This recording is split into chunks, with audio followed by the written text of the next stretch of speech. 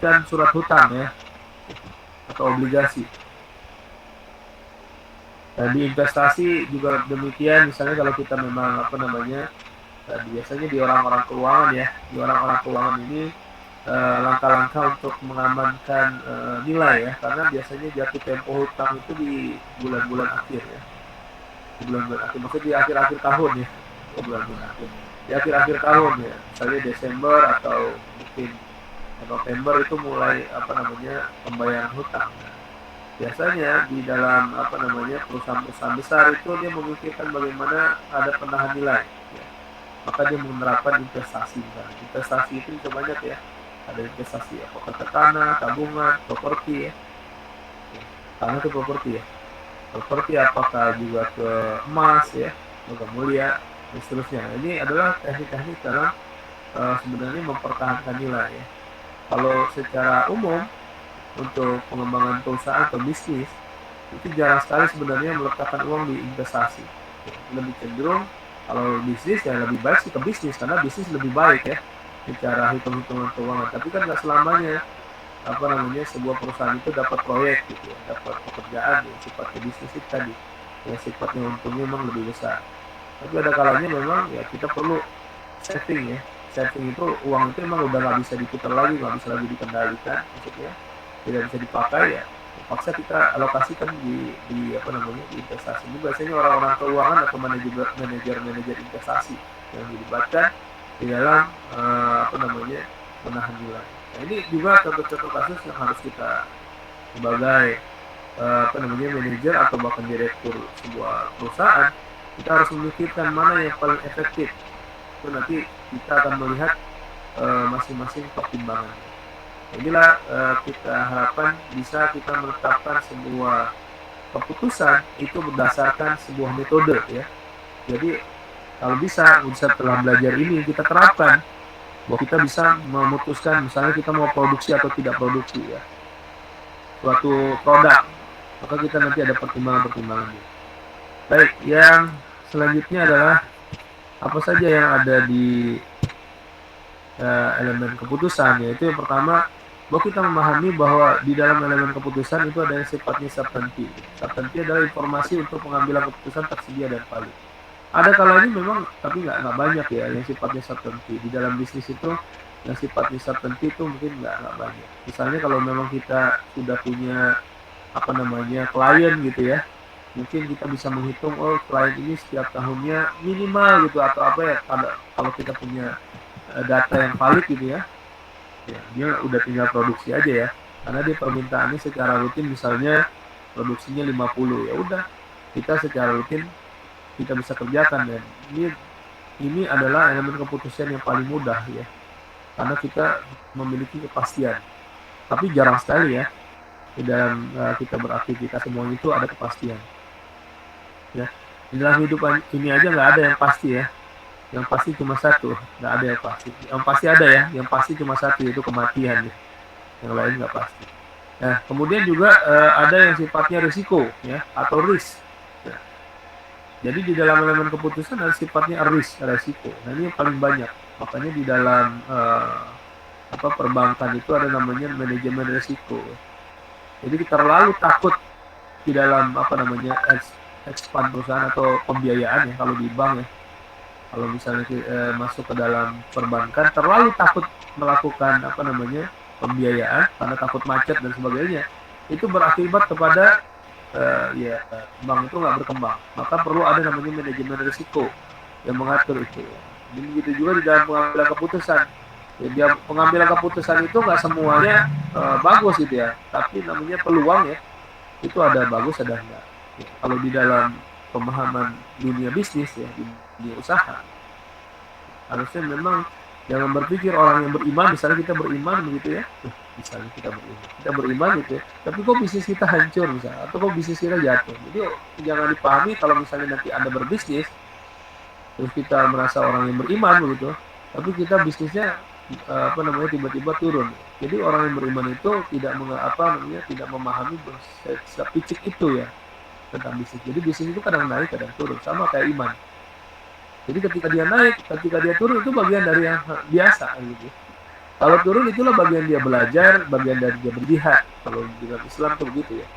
Jadi bisnis itu bagian dari jihad, mewakafkan dirinya untuk beraktivitas kebaikan. Jadi bisnis itu jadi kebaikan. Kalau di dalam bahasa yang lain dikatakan bahwa kita melakukan usaha, bisnis dan sebagainya bukan dalam rangka mencari duit, tapi dalam rangka ibadah kepada Allah. Jadi dalam rangka ibadah kepada Allah butuh dana nggak? Butuh. Ya salah satunya terjadi kerugian. Ya. Tapi bagi orang yang beriman itu ketika dia rugi dia nggak takut, biasa aja. Gitu. Dari masa pandemi ini setiap orang mengalami kerugian. Ya. Tapi dia memahami kerugian itu bagian dari ya dia bagian dari berjihadnya dia, dari bagian dari beramal sedekahnya dia. Ada beberapa perusahaan yang mampu menahan gitu ya karyawannya tetap walaupun dengan tidak ada pemasukan ya, walaupun dengan tidak ada pemasukan dia tetap membayar gaji karyawan. Ini adalah sebuah bagian yang memang dia harus komitmenkan karena ini bagian dari jihad ya. Kalau kita sebagai nanti pebisnis solusi Islam ini harus ditanamkan, ini bagian dari jihad bahwa kita memang beraktivitas bisnis ini dalam rangka yaitu melayani umat, bahkan juga memberikan kontribusi yang baik. Nah, di dalam resiko itu tadi informasi untuk mengambil keputusan tidak sempurna. Kayak sekarang nih. Kalau sekarang lebih mengarah ke ketidakpastian ya.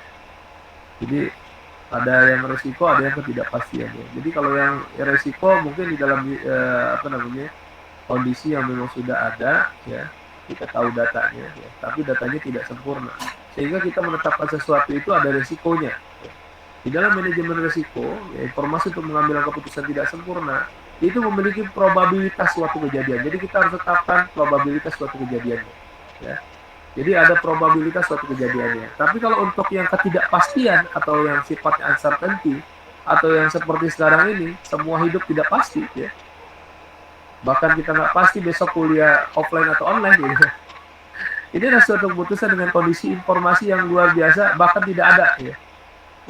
Informasinya ada gitu ya. Dan probabilitas suatu kejadian juga nggak ada. Ya misalnya, ini kira-kira kalau kita buka usaha sekarang, ya, jalan atau tidak jalan ya. Atau mungkin ada yang beli apa ada nggak ada yang beli itu bahkan blank ya. Nah, ketika ketidakpastian itu nanti ada juga caranya dalam kita mengambil keputusan. Ya. Dari ada beberapa metode yang bisa kita pakai atau orang-orang yang menggunakan sebelumnya dalam memutuskan. Kemudian ada yang sifatnya konflik, ya keputusan di masa di mana terdapat lebih dari satu atau dua kepentingan, ya. Lebih dari dua kepentingan. Jadi intinya ketika kita ingin memutuskan banyak pertimbangan, ya, atau pertimbangan ini berdasarkan kepentingan, ya.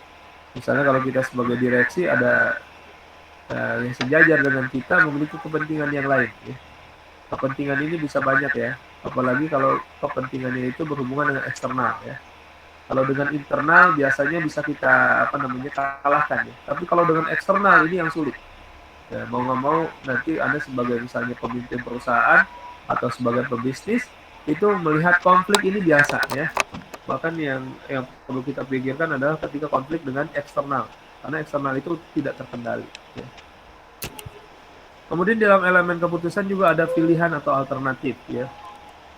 Di dalam kita mengambil keputusan ada elemen alternatif yang terjadi bagi setiap keputusan. Ya. Ini yang kita sebut dengan penetapan alternatifnya ya. Jadi alternatif itu harus kita buat dan memang ada di dalam pilihan itu, dalam elemen keputusan itu pilihan-pilihan. Ya. Kemudian ada state of nature ya, yaitu peristiwa atau kejadian yang tidak dapat dihindari. Di mana di dalam mengambil keputusan ada sesuatu yang tidak bisa kita hindari seperti pandemi sekarang. Kita udah menetapkan sesuatu di sebelum pandemi ya. Tiba-tiba ada pandemi ya, ini di luar kendali, nggak bisa kita kendalikan ya. Jadi dalam mengambil keputusan kita nggak bisa kendalikan. Nah, ketika kita tidak mampu mengendalikan ini, ya, state of nature ya, itu peristiwa atau kejadian ini nggak bisa kita buat metodologinya ya. Metodologi untuk ini, tapi kita bisa hanya membuatkan alternatifnya. Jadi kalau misal dia terjadi hal yang berat seperti sekarang krisis gitu ya, maka kira-kira bagaimana ya? Nanti pola keputusan di dalam pengambilan keputusan ada tipe-tipe pemimpin ya. Ada pemimpin yang sifatnya pesimis, ada yang pemimpin sifatnya optimis. Nah, ini tinggal dilihat dari sisinya. Ada hasil atau payoff dari setiap keputusan. Jadi ada yang sifatnya ya sama nih ya kayak sebelumnya probably ya, yang sifatnya outcome ya, outcome. Jadi kita mengambil keputusan kita akan tetapkan outcome-nya. Outcome-nya itu kira-kira apa aja ya. Kalau ada 3 kemungkinan ya maka kita akan buatkan hasil atau payoff-nya itu 3 kemungkinan. Ya, nanti di situ ada pendekatannya. Kalau yang beresiko kita bisa tetapkan apa namanya probably-nya, peluangnya. Tapi kalau yang uncertainty yang tidak pasti kita nggak bisa nulisin peluangnya.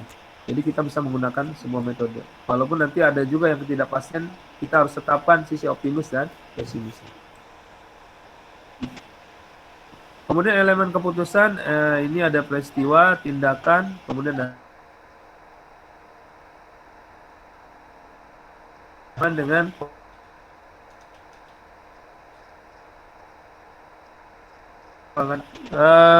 ini adalah teori yang pertama, keputusan dalam suasana beresiko. Ada 2 pendekatan ketika kita ingin melakukan keputusan di dalam kondisi atau suasana beresiko. Ya. Yang pertama adalah pendekatan yang optimis, yang kedua adalah pendekatan yang pesimis.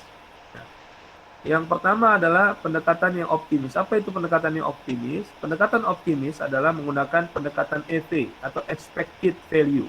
Apa itu expected value? Nilai harapan. Jadi kita memiliki harapan ya, di dalam semua aktivitas kita selalu punya harapan ya, itu optimis ya. Kalau udah punya harapan berarti optimis. Nah, yang satu lagi adalah pendekatannya adalah setiap kita mengambil keputusan kita udah khawatir duluan. Ya, kita akan beresiko salah dalam mengambil keputusan. Maka pendekatan yang kedua adalah pendekatan bagaimana kalau kita salah nanti, tapi kerugiannya yang paling rendah. Ya. Jadi ada juga sisi yang pesimis, sudah langsung menjaga ya. Tapi kalau yang harapan itu nggak mikirin kalau dia bencana gimana, kalau dia ini gimana nggak. Tapi dia lebih mengarah kepada langsung kepada expected value, mana yang harapannya paling tinggi. Itu yang diambil sebagai pengambil keputusan. Ya, jadi langkah dalam pengambilan keputusan untuk yang suasana beresiko dengan expected value, langkahnya adalah pertama mengidentifikasi berbagai macam payoff ya, berbagai macam hasil ya, alternatif yang mungkin. Nah, ditetapkan alternatifnya. Oh, kalau kita mau buka usaha kemungkinan ada apa? Usaha kita langsung diterima orang, ya berarti kita boom ya. Jadi ketika kita buka langsung boom, ada seperti itu. Ada juga oh ternyata ketika dibuka usaha normal aja ya, nggak boom nggak apa gitu ya. Ada juga ketika kita membuka usaha ternyata langsung krisis yang seperti sekarang atau nggak ada yang nerima sama sekali. Nah ini maka kita akan hitung kira-kira kalau kita ini kondisinya bagaimana.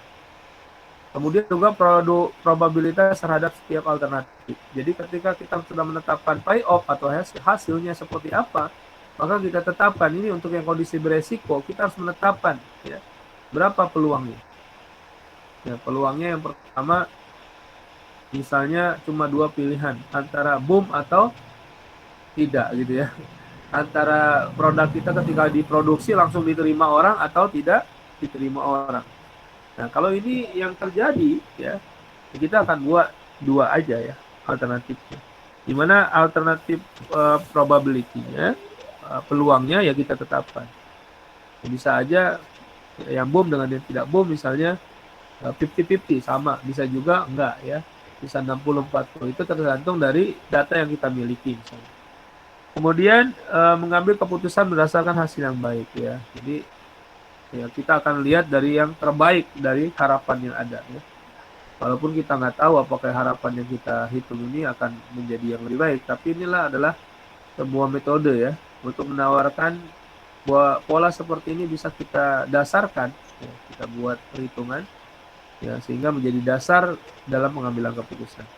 Di mana rumus expected value adalah EV sama dengan payoff dikali probabilitas suatu peristiwa. Payoff-nya itu hasilnya, payoff-nya berapa, kemudian probabilitasnya berapa. Ini contohnya ya.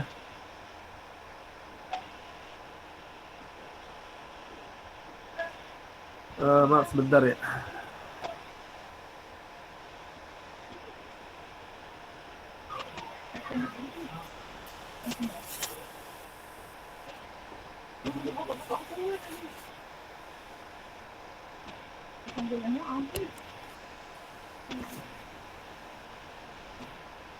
Contoh EP ya. Contoh EP misalnya kita beli saham, ada BAT, BATA, MLBI. Yang mana yang harus kita beli ya? Misalnya kita sebagai sebuah perusahaan, kita punya dana untuk investing, untuk kita menyimpan nilai. Ya. Kita harus buat, ternyata di dalam saham itu ada setidaknya ada masa baiknya, ada masa buruknya. Misalnya kita tetapkan BAT itu kalau misalnya dia baik, bagus gitu ya, harganya, ya dia bisa keuntungannya 444 ya. Kalau sampai rugi ya, dia masih untung juga misalnya. Itu 277 ya. Ini BAT, ini untuk BAT ya, baiknya sekian, buruknya sekian. Kemudian kalau BATA, kalau baik nih kita bisa dapat ya ini ya 1 jutaan ya, 1 jutaan. Kalau buruknya bisa dapat 162-an. Kemudian MLBI kalau sampai dia oke banget sahamnya itu bisa 1.400.000-an. Kalau buruk dia jatuhnya banget ini 61.000 ya. Nah, di dalam expected value, dalam kita memandang nilai harapan, maka kita harus hitung antara peluangnya. Di sini ada peluang ya, antara baik dan buruk itu ternyata peluangnya 50-50 ya, 0,5 0,5. Nah, dari sini baru kita hitung EV-nya, expected value. Kira-kira nilai harapannya mana? Nah, kemudian kita lakukan perkaliannya 444 dikali 0,5 ditambah buruknya 277,778 dikali 0,5. Nah, didapat angkanya 361 EV-nya untuk BAT. Kemudian BATA didapat EV-nya adalah 621. Kemudian MLBI didapat EV-nya adalah 774. Dengan demikian, ya, dari 3 pilihan ini ya, kita akan ambil kalau expected value adalah kita ambil sisi paling optimis, maka kita ambil yang paling tertinggi. Nilai EV tertinggi itulah pilihan kita. Jadi ketika kita ingin memutuskan sesuatu, memang kalau bisa sih buat kayak begini ya. Jadi kalau kita produksi kira-kira untungnya saat ini kalau boom itu berapa? Kalau nggak boom berapa gitu ya untungnya? Atau nol untungnya, itu kita hitung ya. Maka kita nih lihat kira-kira produksi apa nih? Oh, produksi rompi, apa produksi kaos, apa produksi apa nih ya? Misalnya dia mainnya di fashion. Ya, itu dia bisa tetapkan di sini ya, di dalam penetapan ini. Kemudian keluarkan angka-angka ini, ya baik maupun buruk. Ini bagus nih dalam buat analisa ya, pengambilan keputusan. Kemudian baru kita buat nilai ini. Walaupun sebelumnya mungkin udah banyak ya, bagaimana memunculkan angka itu kan ada lagi tekniknya ya, dalam munculkan angka baik dan buruk. Tapi kita udah sampai di pengambilan keputusannya. Jadi berapa kira-kira yang kita akan ambil menurut teori EV, expected value. Keren juga nih kalau misalnya kita mengambil sebuah keputusan menggunakan dasar ya, setidaknya ada metodologi yang mendasarinya ya. Ketika kita diminta pendapat, kita langsung bisa tampilkan hitung-hitungan seperti ini. Nah, ini menjadi di pandangan setiap orang menjadi lebih kuat didasarkan kepada data ya, didasarkan kepada data ketimbang kita berpendapat berdasarkan asumsi ya. Berdasarkan asumsi. Nah, ini kalau bisa memang juga berdasarkan data ya. Melihat dari data yang ada, maka expected value adalah diambil expected yang paling tinggi ya, nilai harapan yang tertinggi, yaitu MLBI. Maka MLBI inilah yang disarankan untuk dibeli ya, untuk dibeli sebagai simpanan saham. Sampai di sini ada pertanyaan untuk EV? Paham apa gimana? Bisa dipahami?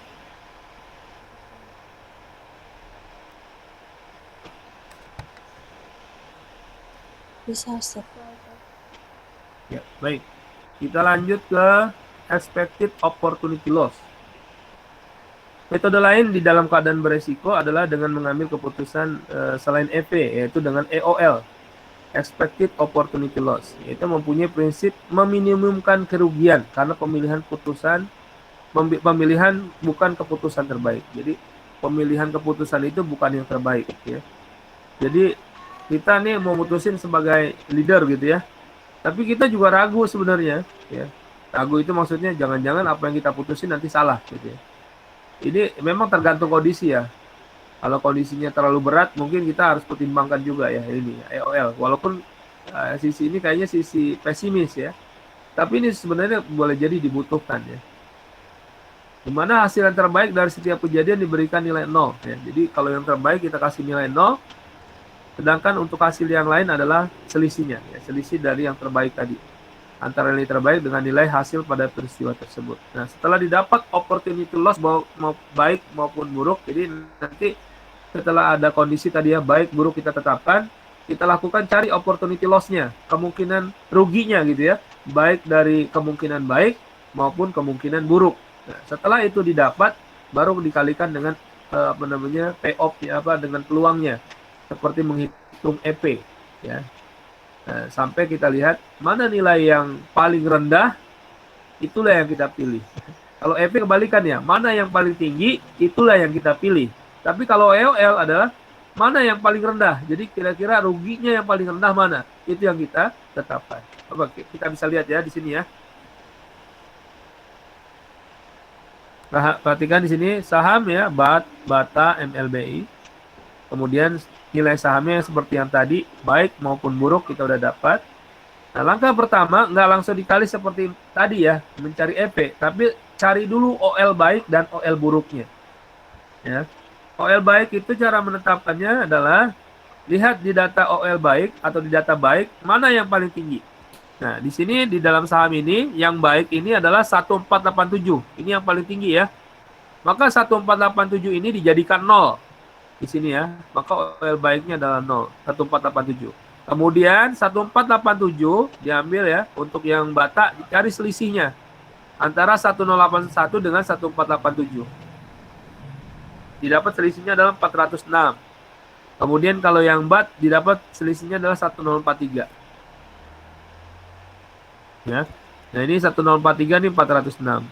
Ini adalah OL baik. Kemudian OL buruknya juga sama. Mana yang tertinggi jadikan 0. Ya, di sini OL buruk kita lihat yang tertingginya adalah 277. Maka kita jadikan 0 dia. 0, nah sisanya pengurangan atau selisihnya ya. Nah, ini seperti yang Bata selisihnya adalah 115.616. Yang MLBI adalah 216.111. Nah, setelah didapat OL baik, OL buruk, perhatikan. Nah, baru kita menghitung seperti menghitung EP ya. Nah, ini ya. Di mana OL baik itu peluangnya 0,5, OL buruk peluangnya 0,5. Kita masih pakai peluang yang tadi ya. Maka hitunglah secara menghitung EP ya. Yang dipakai jadi OL-nya ya, bukan nilainya langsung. Kalau EV nilainya langsung. Kalau ini adalah opportunity loss-nya yang dihitung ya. Kemudian dikalikan seperti mengalikan dengan EP ya, perhitungan EP. Nah, nilai EOL-nya baru dapat 521 untuk BAT, 261 untuk Bata, dan 108 untuk MLBI. Ya, berdasarkan nilai EOL, maka keputusan yang terbaik adalah membeli saham MLBI. Ternyata walaupun kita pakai EOL juga sama ya, keputusan terbaiknya adalah MLBI. Kalau udah dikonfirmasi dua keputusan ini antara EP dan EOL, dua-duanya masuk ke MLBI, nah ini semakin kuat kita untuk menyarankan belinya itu adalah MLBI. Di mana EOL terendah yang diambil ya. Kalau EP diambil yang tertinggi. Sedangkan EOL adalah diambil yang terendah. Didapat 108.0.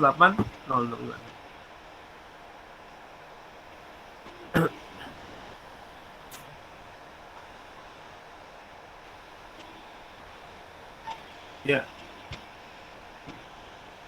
Sampai di sini ada pertanyaan tentang EOL?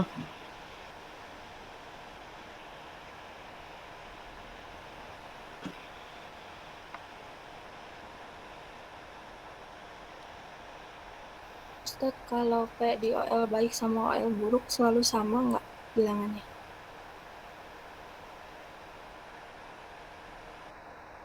Gimana? Kalau P di OL baik sama OL buruk selalu sama nggak bilangannya?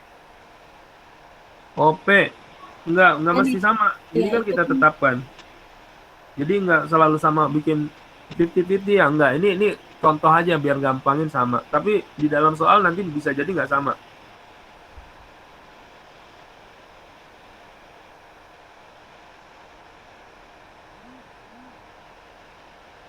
Jadi nggak mesti sama ya. Tadi kalau ini contoh aja, tapi di dalam yang beresiko tadi yang saya bilang, kita harus tetapkan nilai P-nya. Ya kalau memang kita punya data, ini anggapannya kita punya data, peluangnya ternyata 0,5, 0,5. Tapi kalau di dalam contoh-contoh soal yang lain ya nggak mesti P-nya itu 0,5. Atau sama ya antara baik dan buruk. Kecuali nanti adalah pendekatan yang kita nggak ketahui peluangnya. Nanti ada yang sifatnya uncertainty ya, itu dianggap sama, itu nanti ada. Tapi kalau untuk yang beresiko, itu peluangnya kita yang tetapin. Oke? Ya, siap. Ya, baik, kita lanjut ya. Yang terakhir ini adalah pengambilan keputusan dalam kondisi ketidakpastian atau uncertainty. Berarti kan di sini keputusan dalam ketidakpastian ya, kita tidak memiliki probabilitas suatu peristiwanya ya, tidak ada probabilitas suatu peristiwa. Di situ nggak ada, kalau di soal nggak ada probabilitasnya. Ya, tapi untuk khusus Hurwitz, perhatikan di sini Hurwitz, ya, dia harus tetap ditetapkan. Ya, kalau yang lain kan nggak nih ya, nggak diketahui. Kalau Hurwitz itu harus kita tetapkan antara optimis dan pesimis. Jadi Hurwitz hanya melihat dua saja sisinya. Mau pilihan tuh ada 10 gitu, mau pilihan tuh ada 5, dia cuma hanya melihat optimis, pesimis. Itu Hurwitz. Ya. Sedangkan lain itu disesuaikan. Baik, yang pertama adalah kriteria Laplace. Ya, Laplace ini adalah probabilitas semua kejadian dianggap sama. Jadi kalau ada tiga kemungkinan ya kita pakai, kalau kita mau pakai Laplace, kita belum tahu nih peluangnya, maka kita anggap sama. Ini namanya teori Laplace. Ya, Pak, kalau yang tadi yang beresiko itu sama semua Pak, itu berarti Laplace. Bukan ya, maksudnya kebetulan itu penetapannya sama, kebetulan ya. Tapi kalau kriteria Laplace memang nggak ada informasi tentang peluangnya. Jadi kita tetapkan dia, ya tadi dianggap sama ya. Mau dia 3 kemungkinan ya berarti sepertiga. Mau dia 2 kemungkinan berarti setengah. Mau dia 5 kemungkinan berarti 1/5. Gitu ya. Nah, tapi kalau misalnya probabilitasnya nggak diketahui, kita menggunakan yang ini ya, ketidakpastian. Kita bisa menganggap kalau pakai teori Laplace, maka semua dianggap sama. Nah, ada juga kriteria maksimin. Memang kita nggak lihat lagi pakai peluangnya. Maksimin adalah keputusan didasarkan pada kondisi pesimis atau mencari nilai maksimum pada kondisi pesimis. Jadi ketika kita buat tuh, yang tadi ya, ini ada boom, ada krisis. Kalau dia boom bagaimana, krisis bagaimana. Dia cuma ngelihatnya ketika dia boom, itu nggak dilihat kalau pakai maksimin. Yang dilihat hanya ketika krisis. Di krisis mana yang paling tinggi gitu ya nilainya, kira-kira di krisis mana yang untungnya paling tinggi, itu kita ambil. Itu menurut kriteria maksimin. Dia nggak punya probability-nya, nggak punya nilai peluangnya, tapi dia langsung putuskan ambil aja dari nilai yang ketika dia krisis. Nah, ini juga pengambilan keputusan ya. Itu tinggal nanti bagaimana karakter pemimpin ya, pebisnis dalam menetapkan ya. Dia tetap memakai data, kemudian dia cuma lihat sisinya, boomnya nggak dilihat sisinya krisis. Dari krisis itu mana yang paling tinggi, itu yang diambil. Nah, ini kalau sisinya pesimis. Tapi kalau maksimax, dia nggak lihat krisisnya, tapi dia lihat cuma kondisi boomnya aja. Kalau nih kita buat produk, kira-kira terjadi boom gitu ya, terjadi produk itu diterima, mana yang diterima paling tinggi, untungnya paling tinggi yang mana? Nah, udah langsung diambil sebagai nilai yang ditetapkan, ya, diambil langsung sebagai yang diputuskan ya. Misalnya kayak tadi saham, ya ada beberapa ya, ntar kita lihat contohnya deh. Nah, ini ketika maksimax adalah dia melihat dari sisi boomnya saja kalau maksimal. Kalau maksimin dilihat dari sisi krisisnya saja. Nah, ada lagi kriteria Hurwitz. Hurwitz dari 3 kondisi misalnya, Hurwitz cuma membagi menjadi 2. Nah, dia nggak lihat yang kondisi di tengah. Jadi tengah itu harus bergabung ya, optimis atau pesimis.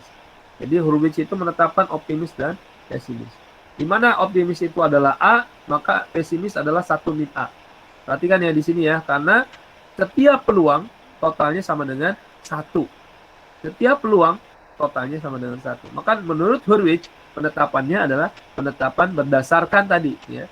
Penetapan berdasarkan optimis dan pesimis. Kalau optimisnya ditetapkan A, maka pesimisnya adalah 1 min A. Ya. Kemudian kriteria minimax regret, nah inilah satu-satunya teori ya di dalam ketidakpastian yang menggunakan pendekatan OL ya, opportunity loss. Jadi minimax regret, jadi mana keputusan didasarkan pada nilai regret minimum ya. Jadi yang sifatnya pandangannya terhadap nilai yang kecil, yang rendah, itu adalah pendekatan OL, opportunity loss. Nilai regret diperoleh dari nilai OL pada setiap kondisi dan dipilih yang maksimum. Nah, ini contoh yang pertama ya, Laplace. Ya, ketika kita punya kondisi seperti ini ya, boom, normal, krisis, perhatikan, boom, normal, dan krisis ya. Kalau kita lihat boom, normal, dan krisis, perhatikan di sini nggak ada penetapan peluang. Tapi di secara perhitungannya tiba-tiba langsung kita hitung ya, seperti menghitung EP. Maka EP bat adalah sepertiga kali 1180 ditambah sepertiga kali 488 kali sepertiga. Ini adalah pendekatan Laplace karena semua dianggap sama. Ya, karena semua dianggap sama, inilah penetapannya menggunakan pendekatan peluang sepertiga tadi. Jadi kita, ada 3 kemungkinan, langsung kita kalikan dengan sepertiga. Kemudian EP bata juga sama, kita kalikan dengan sepertiga. Berdasarkan kriteria Laplace, keputusan terbaik kita bisa lihat di sini karena menggunakan teori EP, maka kita ambil yang tertinggi. Jadi di sini adalah EP-nya MLBI. Karena kita anggap semuanya peluangnya sama. Dan dapat angkanya 2015. Nah, maka 2015 adalah EP MLBI. Maka MLBI adalah keputusan terbaik menurut Laplace. Nah, ada lagi juga menurut Maximin ya, pendekatan Maximin. Nah, Maximin ini dari kondisi yang tadinya ada 3 kondisi ya sebenarnya. Ada boom, normal, krisis. Dia cuma lihat yang di krisisnya aja. Cuma dilihat yang di krisisnya ada. Yang di krisis ada 250, 300, 185. Maka yang diambil adalah dari kondisi krisis mana yang paling tinggi? Oh, yang paling tinggi adalah 300. Oh, itu adalah bata. Maka batalah yang ditetapkan sebagai keputusan yang terbaik ya, untuk teori yang maksimal. Kemudian ada juga teori yang maksimax ya. Maksimax itu tidak melihat kondisi krisis, dia hanya melihat kondisi boom ya. Ketika kondisi boom dicari mana yang paling tinggi. Oh, ternyata MLBI. Berarti MLBI lah sebagai keputusan terbaik ya, karena keputusan yang ada ya, maksimal ya. Ketika kita tetapkan seperti itu, nah, pendekatannya dia tidak butuh peluang, dia cuma lihat boom apa krisis. Kalau pakai maksimax dia lihat boomnya aja, kemudian mana yang paling tertinggi itu yang diambil. Itu simple ya. Tapi ini juga biar demikian ini ada teorinya gitu ya. Ini ada teorinya ya. Ada yang melandasi teorinya. Jadi kita bisa mendasarkan itu ya. Bukan nggak ada teorinya ya.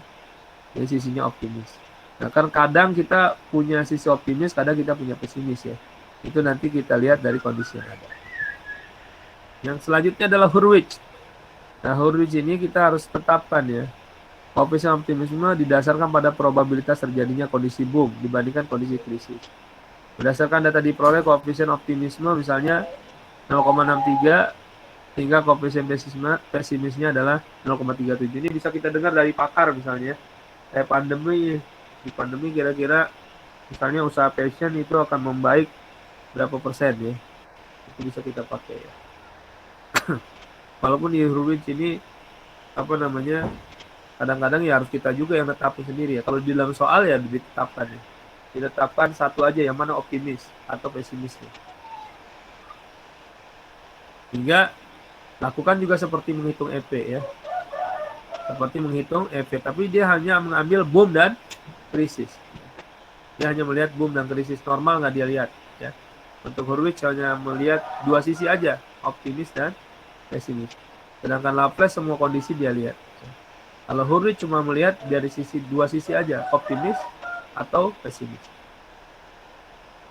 Jadi 2 alternatif itu aja, kalau dia boom bagaimana, krisis gimana, kemudian melakukan perhitungan dengan EP, kemudian didapat nilainya, maka EP tertinggi adalah nilai terbaik ya.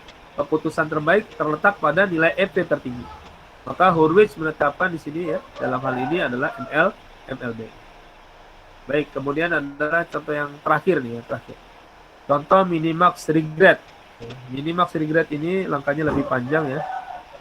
Ya, langkah pertama adalah mencari nilai OL. Langkah kedua adalah memilih nilai maksimum dari nilai OL setiap keadaan. Nilai OL yang minimum adalah keputusan yang terbaik. Jadi saya harus contohkan dalam bentuk Excel ya, biar bisa nih contoh keputusan.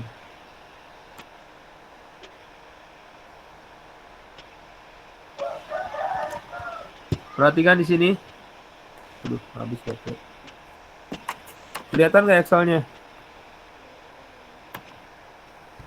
Kelihatan, Ustaz. Kelihatan, Ustaz. Nah, perhatikan di sini ada boom, normal, dan krisis. Kelihatan? Angka-angkanya udah dicatatkan. Ya, langkah pertama, kalau kita menghitung menggunakan uncertainty, maka tidak ada di sini ya. Tidak ada peluangnya. Nggak pakai peluang ya. Perhatikan di sini boomnya peluangnya berapa, normal, krisis nggak ada peluangnya. Tapi yang dilakukan adalah tetap menghitung OL-nya. Ini untuk minimax regret ya. Minimax regret. Jadi tetap dihitung OL-nya masing-masing OL. Lihat di sini boom, langkah menghitung OL semua sama ya. Di mana yang tertinggi kita jadikan 0. Di sini yang tertinggi adalah 4463, kita jadikan 0 ya. Kemudian yang lain adalah selisihnya. Ya, Bata misalnya selisihnya ini ya, dari 4463 selisihnya jadi 2463 dan 3283. Ya. Kemudian OL normal, kita lihat OL normal. Oh, ternyata tertingginya adalah di bawahnya ya, ini ya, MLBI lagi 16666 ya. Perhatikan 16666 ketika normal dia tertinggi. Maka yang tertinggi dijadikan 0. Kita lihat di sini di oil krisis yang tertinggi adalah 300 ya, di tengah-tengah, di bata ya. Maka bata kita kasih nilai 0 untuk oil krisisnya. Selain itu adalah selisihnya, berarti 300 kurang 250 untuk batnya 50. 300 kurang 185 dapat 115. Maka OL-nya masing-masing ini udah dapat ya. Masing-masing OL udah kita dapat, maka lakukan regret maksimum ya. Perhatikan cara melakukan regret maksimumnya adalah nilai BAT tertinggi di setiap kondisi. Jadi kita lihat nilai BAT tertingginya dari setiap kondisi. BAT itu di OL boom adalah 3283, di OL normal adalah 1178, dan di OL krisis adalah 50. Yang tertingginya adalah 3283. Kita masukkan di sini. Maka regret maksimumnya kita dapat 3283. Nah, begitu juga untuk bata. Kita perhatikan OL boomnya berapa, OL normalnya berapa. Yang tertinggi adalah 2463. Kita masukkan angkanya 2463. Ya, regret maksimumnya ya. Kemudian MLBI kita lihat ya. Di sini 0, 0, 115. Maka yang tertinggi adalah 115. Maka 115 yang kita masukkan. Nah, di sini setelah kita cari yang maksimumnya, perhatikan, karena ini menggunakan OL, dari yang maksimumnya itu kita ambil minimumnya. Yang paling minimum, yaitu 115. Jadi minimax, lihat pendekatannya adalah opportunity loss. Diambil yang paling rendah. Jadi dari yang maksimum ini, kita ambil yang terendah adalah 115. Maka 115 adalah keputusan terbaik, yaitu kita ambil MLBI. Sampai di sini ada pertanyaan dari slide yang saya sampaikan. Untuk materi hari ini cukup sampai di situ. Silakan saya kembalikan kepada MC untuk mengatur ada yang mau bertanya.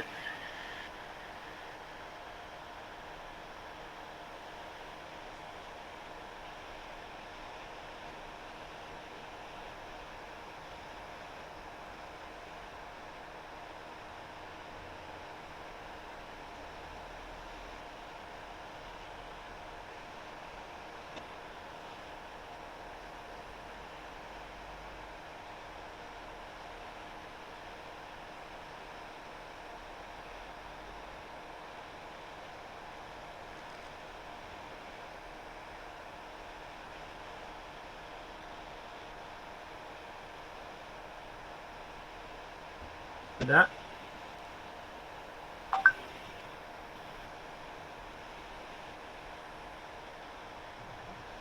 Halo, halo. Nyambung nggak ya nih? Ada pertanyaan? Apa putus nih? Tes, tes. Ada. Ada ya? Tolong dong jangan diam kalau ditanya, nanti saya bingung.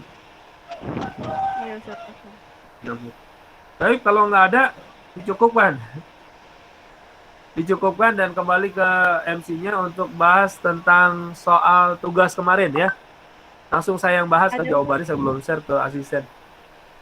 Ada pertanyaan? Ya silakan. ada. Iya, Safa, silahkan. Ya Ustadz, Oh berarti kecil banget soalnya. untuk yang ini Apa? sampai max regret aja ya? Untuk yang mana? Untuk pembahasan yang hari ini sampai yang regret itu aja. Oh iya, untuk sampai yang regret ya. Minimax Kalau regret yang sampai minimax regret. Iya Ustadz. Kalau yang minggu kemarin kalau nggak salah Ustadz yang probabilitas normal belum dijelasin. Oh iya iya betul betul. Mau dijelasin probabilitas normal? Ayo, boleh. Mau Bentar sih. ya. Oke. Kita ambil dulu probabilitas normal. Nah, sempat ya kemarin ya. Iya. Baik, sambil dibuka juga di probabilitas normal. Ininya apa namanya? Kan kemarin saya kirim ya slide tentang tabelnya ya. Baik, distribusi probabilitas normal. Nah, untuk distribusi probabilitas normal itu dia di setiap apa namanya sisinya itu dia memiliki sisi yang sama yaitu kiri maupun kanan ya. Kalau dibelah dua gitu ya, kiri dan kanan itu dia simetris ya. Kemudian mu itu adalah rata-rata ya, sama dengan median sama dengan modus. Biasanya berbentuk genta ya, yang artinya mu sama dengan median sama dengan modus. Kemudian kurva normal berbentuk asimptotis. Nah ini penting nih ya. Luas daerah di bawah kurva adalah sama dengan 1. Karena dia adalah peluang ya. Jadi peluang mereka terpilih totalnya sama dengan 1 ya. Maupun kiri dan kanan. Karena dia simetris, maka kiri dan kanan nilainya sama, yaitu sama-sama setengah. Kalau di kiri setengah berarti di kanan setengah. Ya, jadi dia kalau yang simetris kiri dan kanan sama setengah. Jadi nanti kalau kita menggunakan tabel, kalau kita mau lihat yang positif, maka nilai positif sama dengan nilai negatif. Kalau ditanya berapa peluang Z min 2, itu sama dengan peluang Z sama dengan 2. Jadi min 2 sama dengan 2 itu sama ya. Karena dia kiri kanan. Kiri itu negatif kan, kanan itu positif ya. Kan begitu ya untuk data ya. Angka itu kan kiri adalah negatif, kanan adalah positif. Setelah 0, jadi M itu tengahnya itu adalah 0, ke kiri itu adalah negatif, ke kanan itu adalah positif. Di mana ke kiri dan kanan itu besarannya sama. Nah, ini distribusi normal ya. Distribusi normal. Perhatikan, kalau dia memiliki mu yang sama, rata-rata yang sama, maka bentuknya dia memiliki titik puncak, apa namanya, nilai tengah yang sama ya. Nilai tengah, titik puncaknya berbeda karena taunya berbeda. Varians datanya berbeda. Jadi apa namanya, sebaran datanya berbeda. Tapi semuanya ada di tengah-tengah yang sama. Yaitu berarti mu-nya sama, taunya berbeda. Selanjutnya ada yang mu-nya berbeda karena tengahnya berbeda ya, masing-masing data. Tapi taunya sama, akhirnya bentuknya sama ya. Bentuknya sama tapi rata-ratanya atau nilai tengahnya berbeda. Ada lagi yang dua-duanya nggak sama, tapi sama-sama distribusi normal ya. Karena dia memiliki kurva yang simetris antara kiri dan kanan. Yang pertama ini kita mau lihat ya bagaimana kita mentransformasi sebuah nilai dari X ke Z. X itu adalah dari sebuah data yang kita amati menjadi nilai peluang ya. Menjadi nilai peluang atau nilai Z ya. Jadi sebelum misalnya kita dapat data di lapangan, oh usia ini 23, berapa terpilihnya usia 23 misalnya. Nah, itu berarti 23 itu adalah sebagai X. Nah, untuk berapa usia 23 terpilih, maka kita harus pindahkan dia ke nilai Z. Nah, baru kita bisa tahu nanti peluangnya. Nah, caranya adalah Z sama dengan X min mu dibagi dengan varian. Dibagi dengan, dibagi dengan standar deviasi. Kalau varian pakai kuadrat. Jadi Z sama dengan X min mu. X ini adalah data yang kita amati di lapangan dikurang dengan rata-ratanya. Kemudian dibagi dengan standar deviasi. Jadi contohnya, misalnya harga saham berbasis syariah di BEJ mempunyai rata-rata 490,7. Dengan simpangan baku adalah 144,7. Berapa nilai Z untuk harga saham sama dengan 600? Berapa peluangnya? Harga sahamnya itu 600. Nah, itu yang kita dapati di lapangan, ternyata harga sahamnya 600. Berapa kira-kira peluangnya? Maka 600 dikurang dengan rata-ratanya. 600 dikurang 490,7 dibagi dengan 144,7. Nah, didapat angkanya 0,76. Ya, didapat 0,76. Ini baru nilai Z, bukan nilai peluang ya. Nah, untuk melihat nilai peluangnya, kita sama-sama buka tabel Z, masuk yang kemarin.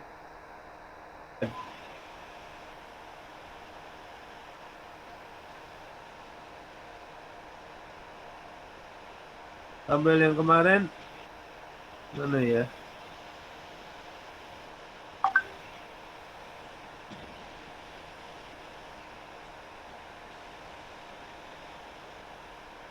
Masih ada tabel kemarin?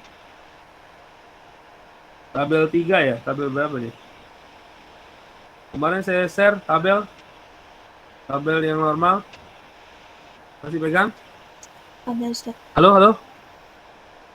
Iya Ustaz, ada Ustaz. Ada ya? Angkanya untuk 0,76. Untuk melihat 0,76 buka sama-sama tabelnya. Nah, itu kan ada tabel ya. Yang paling kiri sekali ada tulisan Z. Ingat ya atasnya, lihat ya. Kelihatan nggak? Ada tulisan Z, terus di bawahnya 0,0, 0,1, kelihatan? Ya Ustaz, sudah Ustaz. Nah, cari untuk 0,76, ini berarti 0,7 yang diambil Z-nya. Z yang paling bawahnya 0,7, terus di sebelah kanan Z ada di situ 0,00, 0,01, 0,02, 0,03. Nah, kalau 0,76 berarti kita ambil yang bawahnya itu ya, Z yang sebelah kiri paling bawah, sebelah kirinya ya, yang paling sebelah kiri itu kita ambil yang 0,7. Sedangkan yang atasnya kita ambil 0,06. Jadi 0,7 itu adalah 0,7 ditambah 0,06. Ya. Sehingga kita bisa lihat 0,76 itu nilai Z. Nilai peluangnya adalah ini ya. Sebesar berapa nih nilai peluangnya? 0,76 itu 0,27 2764. Iya, bisa lihat. Kelihatan kan? Iya, 0,2764 bisa dilihat di tabelnya. Iya, Bisa. Sampai sini bisa baca tabelnya. Insya Allah bisa. Sampai sini bisa baca. Kalau bisa ya. Baik, kita lanjut ya. Itu yang pertama adalah penerapan. Jadi kita udah tahu tadi bagaimana merubah nilai X ke nilai Z ya. Contoh adalah PT Mangga 2 mengklaim berat bahan. Ini contoh penerapan kurva normal ya. Kita anggap ini adalah buah mangganya itu datanya tersebar normal ya. Kita anggap ya. Karena kalau nggak normal nggak bisa dikerjain ya. Jadi kita anggap dia ada tersebar normal. PT Mangga 2 mengklaim berat buah mangga B. Jadi ada mangga tipe B. Yaitu berat mangganya itu 350. Nah, perhatikan di sini. Pernyataan dari sebuah perusahaan atau sebuah lembaga, dari sebuah itu dia memakainya adalah rata-rata. Misal contoh, kita menyatakan bahwa aqua gelas itu memiliki 220 ml ya. Kandungan ya, airnya itu 220 ml. Maka kata 220 ml pernyataan dari perusahaan itu adalah rata-rata. Ya, di prakteknya bisa nggak kurang dari 220? Bisa ya. Kalau lebih jarang ya. Biasanya kurang ya, karena kena matahari atau apa itu bisa jadi kurang. Nah, ketika dibicarakan rata-rata dia masih ada penetapannya, tinggal simpangannya bakunya berapa. Ya. Nah, nanti kita tetapkan di sini misalnya 350 gram dengan simpangan baku 50 gram. Berarti kita sudah dapat angka mu yaitu rata-rata dan angka simpangan baku yaitu standar deviasi 50 gram. Nah, kemudian bila berat mangga diasumsikan mengikuti distribusi normal, berapa probabilitas bahwa berat buah mangga itu mencapai kurang dari? Perhatikan di sini pernyataannya adalah mencapai kurang dari. Kalau kurang itu di sebelah kanan apa sebelah kiri? atau sama? Kurang dari itu kiri apa kanan? Kiri Ustaz. Hah? Kiri ya. Halo, halo. Iya Ustaz. Jadi kalau ya, kalau dibilang adalah kurang dari 250 gram, berarti kita jangan cari nanti yang 250 gramnya, tapi sebelah kiri dari 250 gram. Ya. Nah, kita cari dulu, rubah dulu nilai X-nya itu ke nilai Z. Yaitu dengan cara 250 dikurang 350, dibagi 50 sama dengan min 2. Ya. Di sini didapat min 2 ya. Maka nilai peluangnya ini adalah sama dengan untuk Z-nya ini adalah min 2. Nah, kita lihat. Coba lihat di dalam tabelnya. Min 2 itu berarti kita lihat min 2,0 yang di sebelah kiri, paling kirinya. Kemudian yang di atasnya adalah 0,0. 0,00 ya. Bisa dilihat?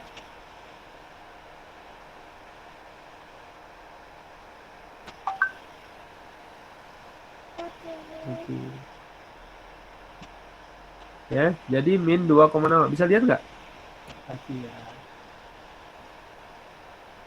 Yang mana Ustaz? Yang sebelah kirinya yang di dalam tabel min 2,00. Kelihatan di sini ada min 2,0. Min 2 kan nggak ada, adanya positif 2 ya. Adanya positif 2. Maka positif 2 sama dengan min 2. Jadi kita ambil dari yang positif 2. Bulat-bulat lingkaran ya. Nah, itu didapat min 2,00. Kelihatan? Di sini ada 2,0. Coba lihat Z-nya. 2,0 terus atasnya diambil 0,00. Didapat 0,4772. Ada 0,4772? Ada Ustaz. Coba lihat sebelah kiri. Ya. Ada Ustaz, ada. 2,0 atasnya 0,00. Didapat 0,4772. Sampai sini bisa ngikutin 0,4772? Insya Allah bisa Ustaz. Ya.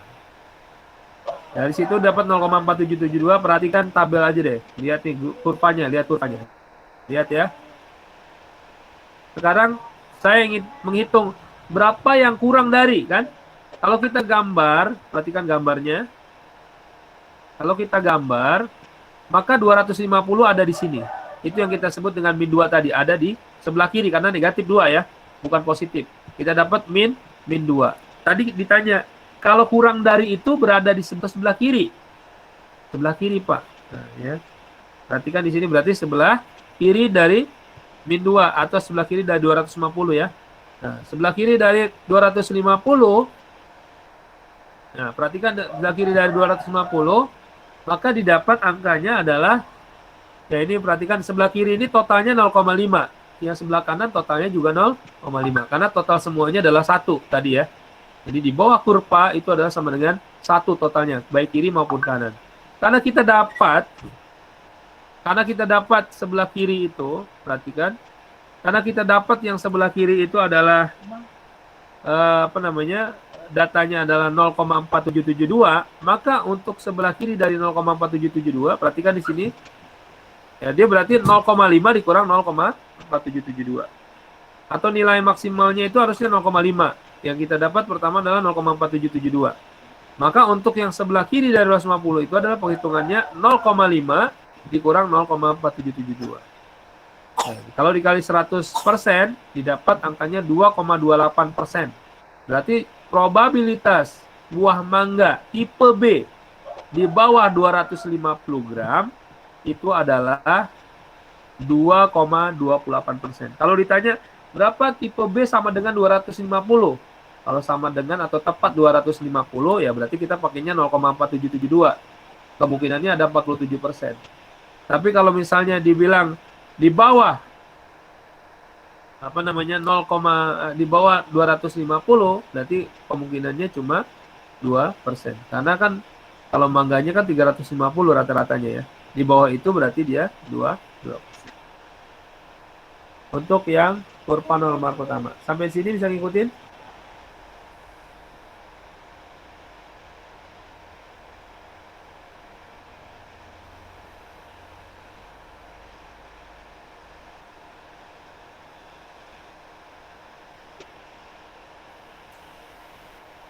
Ustadz boleh minta tolong ini jelasin cara ngitungnya lagi, Ustadz?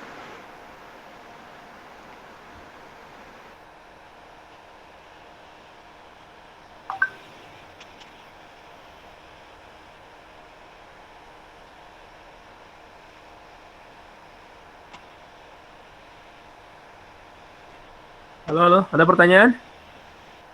Iya Ustadz, tadi agak masih bingung gitu cara ngitung pas ininya akhirnya Ustadz. Boleh minta tolong ulangin ya Ustadz? Bingungnya yang mana? Dapetin 0,4772 apa 2,28? Yang 2,28 Ustadz. Ya. Ini total kiri itu kan 0,5 ya. Total kanan juga 0,5. Total semuanya kiri dan kanan adalah 1. Nah, perhatikan di sini untuk menetapkan nilai min 2 kita bisa lihat di tabel dengan data yang di tabelnya itu adalah 2. Jadi 2 dengan min 2 sama. Nah, setelah kita dapat min 2 ya kan, untuk mendapatkan data yang kurang dari 250 gram, maka letaknya bukan di sebelah kanan tapi di sebelah kiri. Karena kurang dari itu di sebelah kiri. Nyambung nggak? Ya Ustadz. Nah, setelah kita tahu dia ada di sebelah kiri, ya perhatikan, sedangkan dari sini ke min 2 itu adalah 0,4772. Dari 0 ke min 2 adalah 0,4772. Pertanyaannya berapa? Ya kan? Di bawah min 2. Nah, di bawah min 2 berarti adalah 0,5 nih total di sini yang sebelah kiri ya. Cara ngitungnya adalah perhatikan, 0,5 itu adalah total yang sebelah kiri dikurang dengan yang udah kita punya yaitu min 2, 0,4772. Tinggal 0,5 dikurang 0,4772 didapat 0,0228. Nah, dengan demikian, kalau kurang dari 250 kan di sebelah kirinya berarti 0,5 dikurang 0,4772. Ya, kalau dia di sini juga bisa juga ya. Kalau misalnya ternyata hasilnya adalah lebih besar gitu. Kalau ini pertanyaannya kan lebih kecil ya.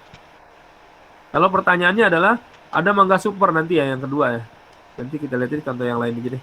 Ini jadi kalau untuk yang lebih kecil dari maka kita ambil adalah 0,0228. Ya Ustadz, syukran Ustadz. Belum jelas? Sudah Sudah Ustadz. jelas? Sudah Ustadz. Baik. Kita ke penerapan kurva kedua. Perhatikan, PT terus terang memproduksi bohlam lampu yang dapat hidup 900 jam ya, dengan simpangan baku 50 jam. PT terus terang ingin mengetahui berapa persen produksi pada kisaran antara 800 sampai 1000. Sebagai bahan promosi bohlam lampu, hitung berapa probabilitasnya. Perhatikan di sini, kalau menggunakan antara, maka dia harus dibuat hitungan 2. Ya. Maka antara 800 sampai 1000, maka hitung dulu yang 800 berapa, yang 1000 berapa. Nah, didapat untuk yang 800 adalah min 2, yang 1000 adalah 2. Berarti jaraknya ya di dalam tabel itu dari min 2 sampai 2. Perhatikan di sini. Ketika dia negatif ketemu dengan positif, kalau pakai antara ya. Antara negatif dengan antara positif, maka penjumlahan. Tapi kalau antaranya didapat antara min 2 sampai min 1, misalnya di sini min 2 ya, yang Z800-nya min 2, yang ini adalah min 1. Antara min 2 sampai min 1, itu maka yang terjadi adalah pengurangan, bukan penjumlahan. Ya, yang ada adalah pengurangan, bukan penjumlahan. Kalau dia negatif ketemu negatif, atau juga positif ketemu positif, maka dia perhitungannya adalah pengurangan. Tapi kalau dia untuk antara itu adalah min 2 sampai 2, maka dia penjumlahan. Perhatikan di sini, min 2 nilainya kalau kita lihat di tabel sama dengan nilai 2, yaitu 0,4772. Ya, 0,4772, yang 2 juga 0,4772, maka gambarnya seperti ini. Ya. Jadi kita lihat gambar di kiri adalah min 2, gambar di kanan adalah 2. Ya. Kemudian jarak antara 800 sampai 1000 adalah penggabungan jarak ini. Ya, sehingga dia menjadi penjumlahan, yaitu 0,4772 ditambah 0,4772 sama dengan 0,9544. Jadi Ya, produksi lampu antara 800 sampai 1000 jam adalah 95,44%. Ya. Kalau temui datanya 900 gram rata-ratanya. 900 gram. 900 jam ya rata-ratanya. Sampai di sini untuk penerapan kurva nomor 2 bisa?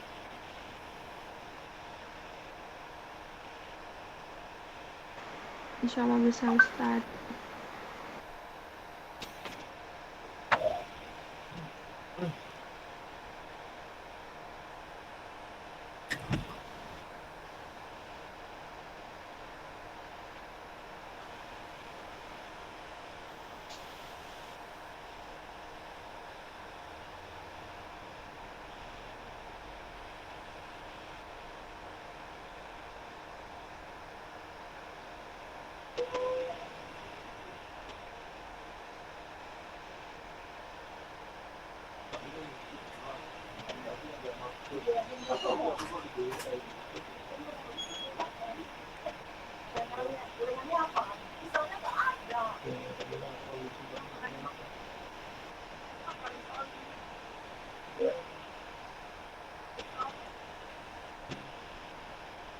Afwan, Ustaz mau bertanya, Ustaz. Ya, silakan. Itu yang tadi mencari min 2 sama 2-nya rumusnya gimana? Mencari 2 sama min 2-nya. Ini kan rumusnya di sini ada nih sebelumnya. Z sama dengan 800. Z-nya kan 800, berarti X-nya 800 kan? Iya nggak? Itu kan kisaran antara 800 sama 1000. Hah? Ya, terus ini kita atas. Suaranya kecil banget. Apa jadinya? Itu X dikurang apa, Ustaz? Di chat aja nih. Ada yang dengar? Apa? Enggak, di chat aja nih soalnya suaranya agak dengung gitu.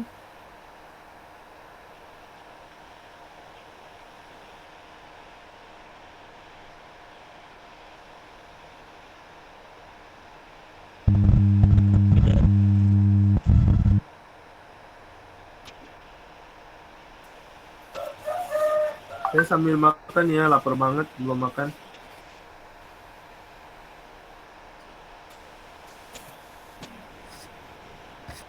Tes udah tes belum?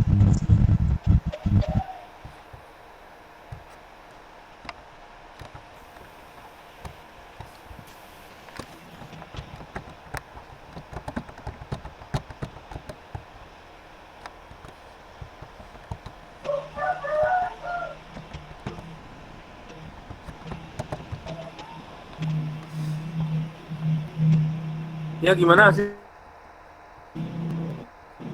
PJ, kedengeran nggak suaranya? Saya nggak denger deh. Apa poinnya?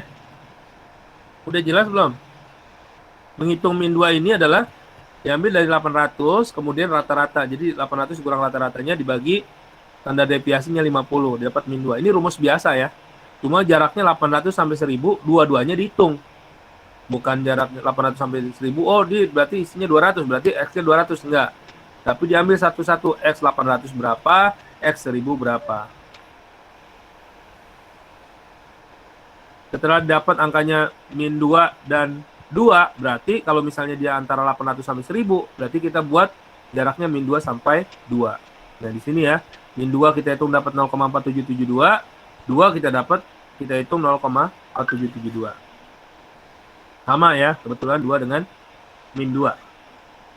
Nah, peluangnya kita dapat totalnya adalah 95%. Maka 800 sampai 1000 kalau ditanya berapa peluangnya adalah 95%.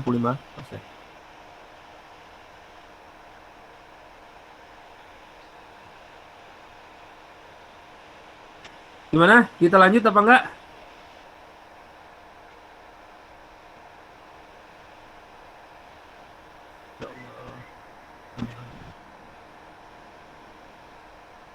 Ya Ustaz, lanjut Asisten. Ustaz. Hah? Iya, lanjut Ustaz boleh. Ya, selanjutnya adalah kurva normal 3 ya. PT Mangga 2 ingin membuat mangga super. Nah, ini yang tadi ya. Kalau tadi kurang dari, kalau sekarang kita belajar tentang lebih besar.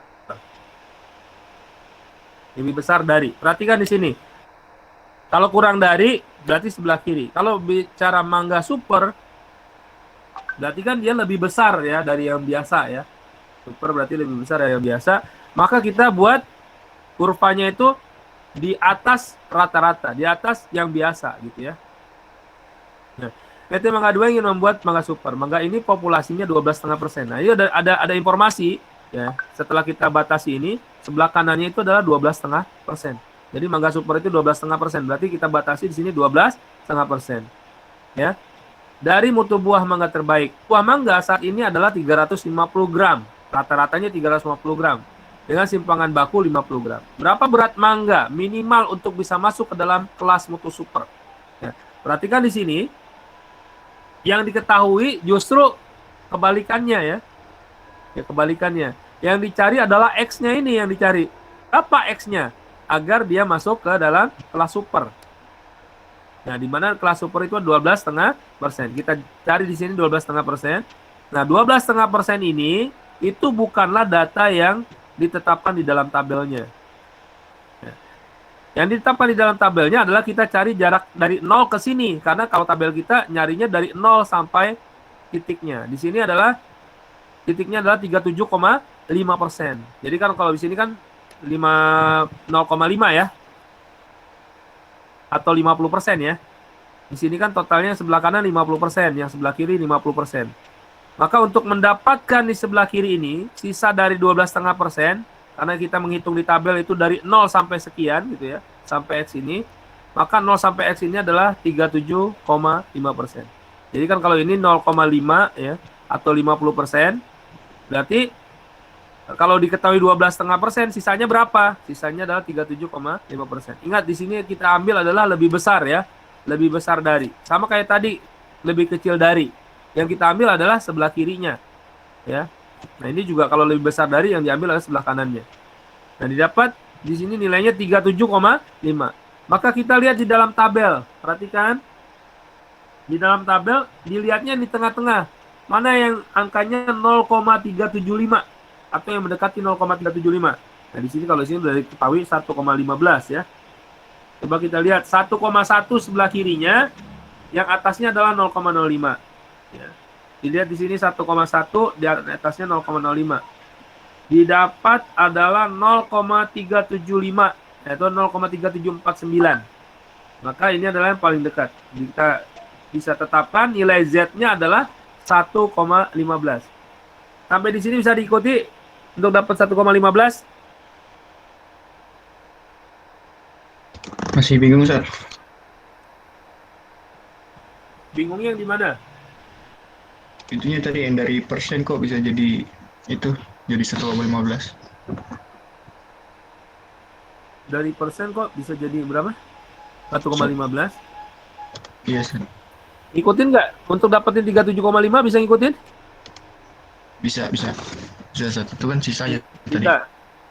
Jadi dari 37, gimana dapetin 37,5 ini bisa? Bisa, Ustaz. Oke. Sekarang 375 ini kalau kita jadiin desimal berapa?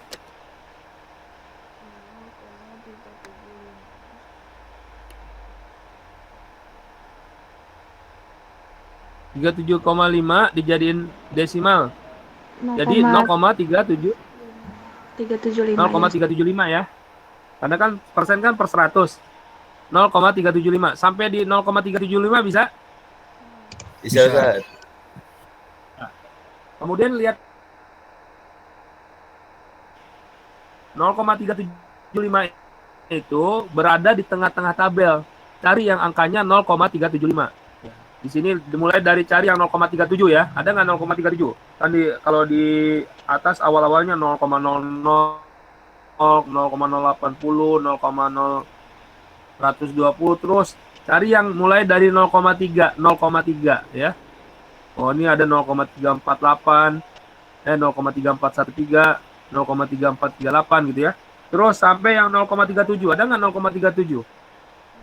Ada di sini ya 0,37 tuh mulai dari 0,3708. Lihat kan? Lihat di tabel. Cari yang 0,37 di dalam tabelnya ya, di tengah-tengah itu. Nah, di situ ada 0,3708, ada 0,3729, ada 0,3749. 0,375 itu dekat dengan 0,3749. Karena setelahnya udah nggak ada lagi kan? Setelahnya adalah 0,3770, udah lebih tinggi.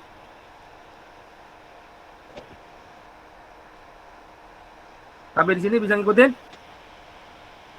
Dapat 0,3749? Bisa Ustaz. Bisa. Bisa ya? Nah, setelah dapat 0,3789, baru kita cari nilai Z-nya. Berapa sih 0,3749 itu? Lihat ke kiri, paling kirinya itu 1,1. Lihat ke atas, ke atasnya 0,05. Baru kita tulis berarti 1,1 dan 0,05. Berarti 1,15. Bisa ngikutin untuk dapetin nilai Z-nya?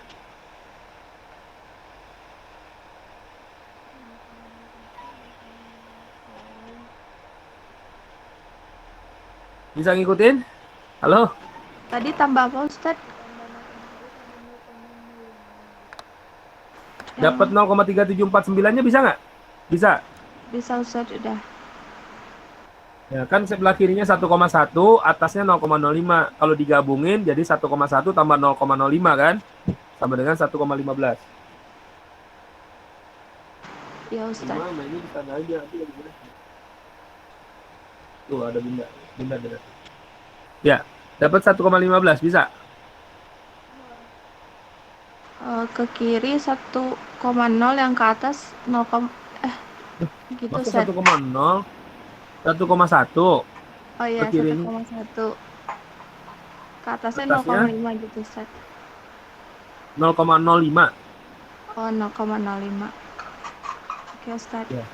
Berapa jadinya? 1,1 1,5 ditambah 0,5 adalah 1,15. Sampai di sini bisa ngikutin? Bisa, Ustaz. Bisa. Halo, bisa ngikutin? Bisa Ustaz. Tadi yang nanya siapa tuh? Ikhwannya yang nanya. Bisa ngikutin nggak? Ustaz, itu yang 0,05 di mana Ustaz? Saya nggak bisa lihat Ustaz. Nggak bisa lihat. Kamu lihat tabel nggak? Iya. Lihat tabel. Kan dapat 0,3749 udah dapat. Iya udah. 0,3749 tarik ke atas terus sampai mentok ke tabel yang paling atas. Baris yang paling atas.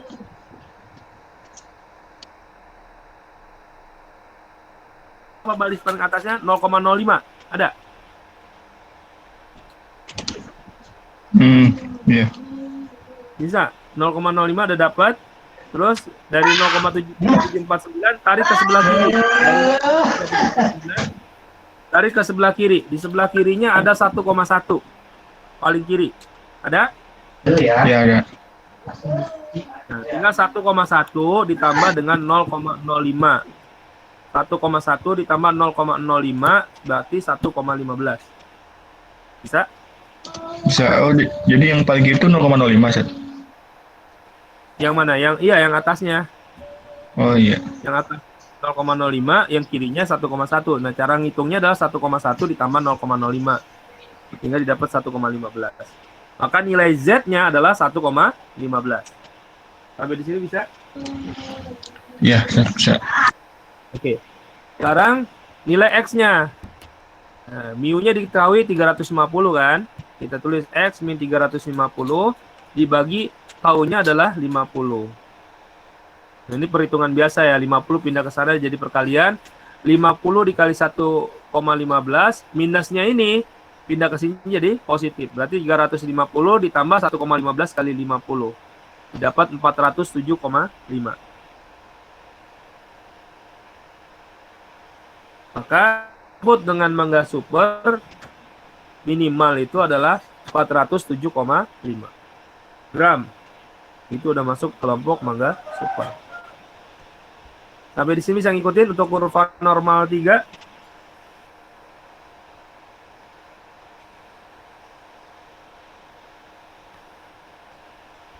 Iya Ustaz. Oke.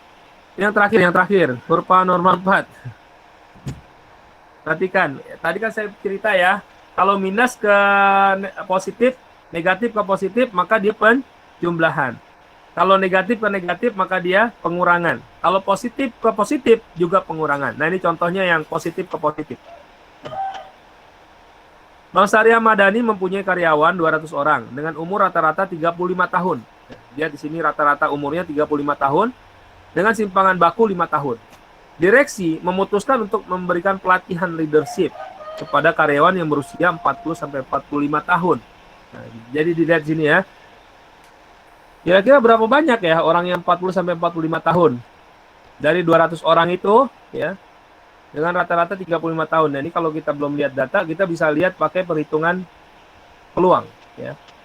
Kalau kita punya nilai rata-ratanya dan kita punya jumlah orangnya ya.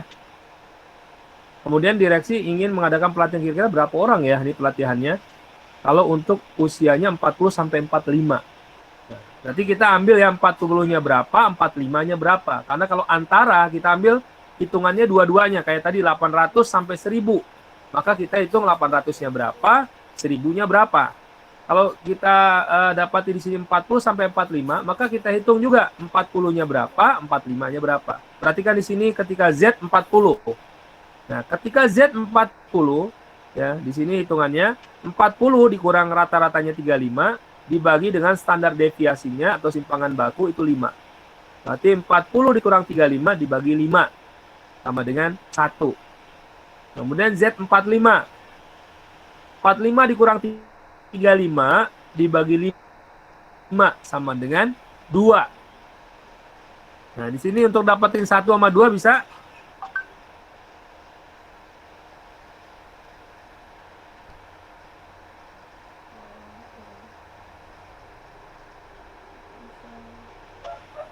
Bisa, Ustaz. Bisa Ustaz. Nah, setelah 1 sama 2, lihat ke tabel. Lihat ke tabel. Lihat tabelnya berarti Z-nya itu yang paling kiri 1,0, yang atasnya 0,00. Didapat nggak? 0,3413. Dapat, Ustaz. Iya ada Ustaz. Ada ya. Untuk yang 2 kan tadi udah pernah ngitung ya, 0,4772. Berarti 2,0 di atasnya 0,00. 0,00 ya. Didapat 0,4772. Dapat angkanya? Dapat Ustaz. Oke. Nah, perhatikan di sini ya. Antara 1 sampai 2, ini kan antara 1 sampai 2, kita lihat kurvanya kalau kita gambar ya. Nah, maka digambar di sini 1 itu dari sini ya. 0 sampai 40 itu 1, kemudian 0 sampai 45 itu 2. Kalau ditanya adalah 1 sampai 2, maka perhitungannya kita gunakan adalah berapa yang sampai 2 dikurang berapa yang sampai 1. Karena kan yang diarsir adalah ini. Maka ketika positif ketemu positif, itu maka yang terjadi adalah pengurangan. Di mana yang tertinggi dikurang dengan yang terendah, yaitu 2 dikurang 1. Kalau untuk menghitung peluang begitu ya. Nanti ada juga di min 1 sampai 2. Nah, kalau min 1 sampai 2 adalah berapa peluang min 2 dikurang peluang min 1. Begitu juga dengan ini ya, peluang 40 sampai 5 didapat 1 sampai 2. Berarti nanti peluang kedua dikurang peluang ke 1. Nah, didapat angkanya 0,1359. Jadi rentang antara 40 sampai 45 tahun ada sekitar 13,5%. Atau 13,6% lah ya. 13,6%. Nah, ditanya berapa orang? Kalau misalnya ditanyanya orang berarti 200 dikali 13,5%. Ya, 13,6%. Itu sekitar 27 orang, ya. Kalau misalnya ternyata Pak 27,8 ya, jangan pakai 8 ya kalau orang itu pakai yang pasti yaitu 27-nya. Berarti kalau 13,5 atau 13,6 dikali dengan 200 orang, berarti orang yang akan mengikuti pelatihan adalah 27 orang. Sampai di sini bisa ngikutin? Itu yang terakhir.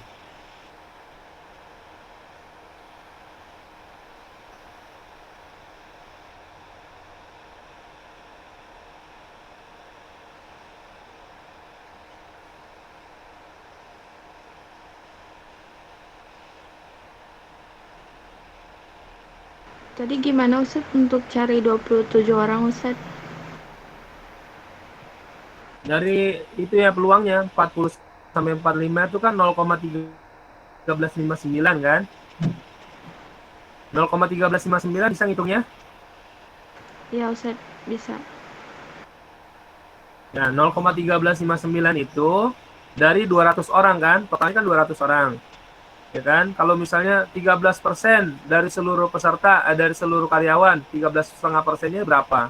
Berarti 13,5 dikali 200 kan? 13,5 dikali 200 adalah 27 orang.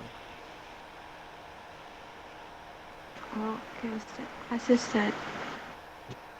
Baik. Itu ya, cukup ya untuk yang kurva normal. Silakan untuk yang tugas. Tinggal 15 menit lagi nih. Silakan ditunjuk 3 orang. Udah semua maju.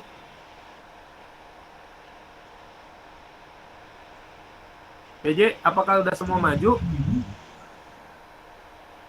Udah ditunjuk Ustaz. Oh, udah ditunjuk ya. Silakan. Saya ini dulu ya berarti ya.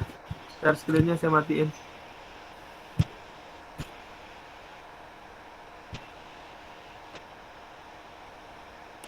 Ya, silakan. Ini kok masih ada yang nggak masuk, nggak ada kabar ya? 2 orang nggak masuk nih. Apa 4 orang nggak masuk?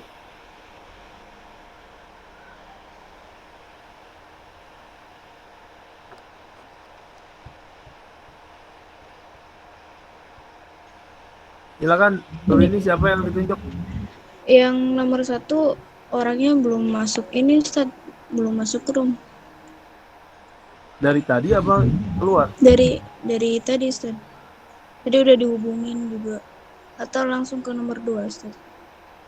Ya, langsung nomor 2, nomor 1 juga dibahas atau enggak? Ayo nomor 2 dulu deh.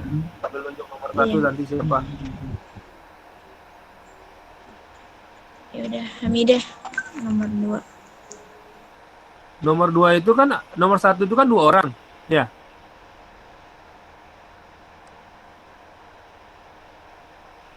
Terus ini nomor 1 itu kan 2 orang ya? Tadi lagi 1 orang Ustaz. Oh gitu. Yang Iya. telur itu berarti cuma 1 orang. Oke, nggak apa-apa. Ya udah. Berarti nomor 2 langsung ya. Silakan. Nanti saya share aja jawabannya kalau misalnya ini. Iya Ustaz. Ya, silakan. Ya, sebentar.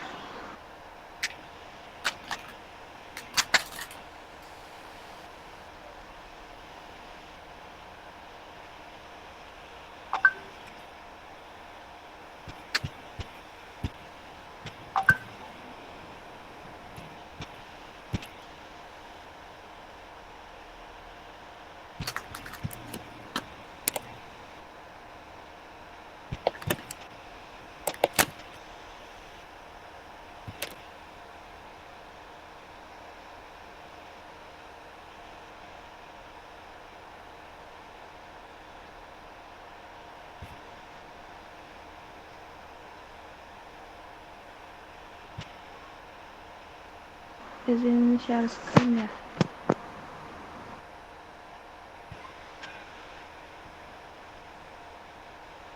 Share screen-nya nggak bisa.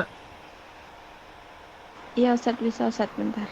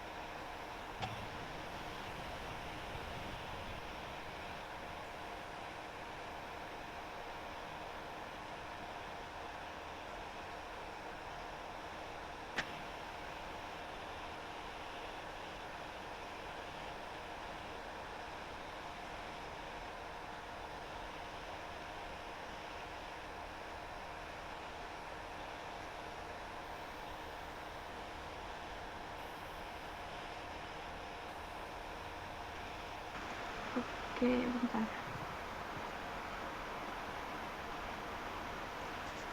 Sebentar.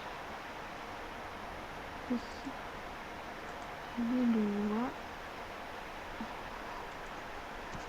Sebentar.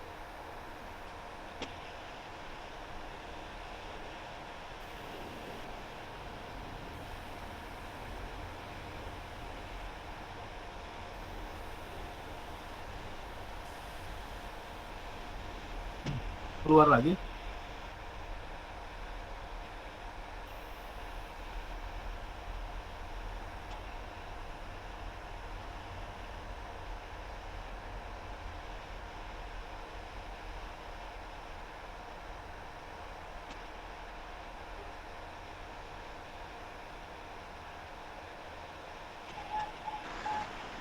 Oke, langsung aja ya dibaca soalnya dulu sebentar. Soalnya itu pada sebuah produksi air minum dalam kemasan diproduksi 10 botol dalam 1 menit. Terus ditengarai 2 botol dari 10 botol tersebut tercemar bakteri. Untuk memeriksa tingkat pencemaran dipilih 3 botol. Berapa probabilitas terpilih 2 botol tercemar? Jadi di sini bisa kita ketahui gitu. Untuk suksesnya itu 2 botol yang tercemar. Terus untuk populasinya atau N-nya itu 10.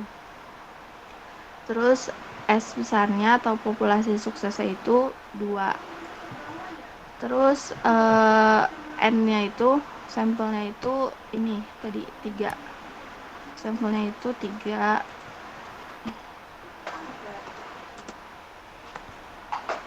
Terus untuk R-nya, R kecilnya atau sampel suksesnya itu 2. Jadi untuk cari probabilitas 2 botol yang tercemar itu, kita langsung aja pakai rumus Fx atau sama dengan aja. Berarti ini itu pakai cara yang hipergeometrik. Berarti hipergeom dis. Terus kita buka fx-nya. Sampelnya itu berarti sampel suksesnya. Sampelnya itu berarti 2. Terus number sampelnya itu ini yang number sampel itu 3. Terus populasi S-nya itu, populasi suksesnya itu 2. Numbernya itu populasi ini keseluruhannya itu ada 10. Jadi kumulatifnya false langsung oke. Jadi untuk nomor 2 itu jawabannya itu 0,06667. Kalau mau dibulatin jadi kayak gini 0,07 gitu Ustaz. 0,67 ya, 0,067. Atau persentasenya berapa? Berarti presentasinya itu 7 ya Ustaz.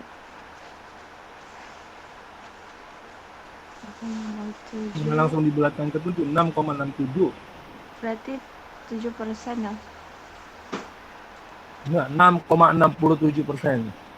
Jauh banget kalau kita mau bulatkan ke 7. Oh berarti yang tadi aja kan? Iya, 0,667 dikali 100%. Kalau bisa di belakang koma 3 lah. Di belakang koma 31.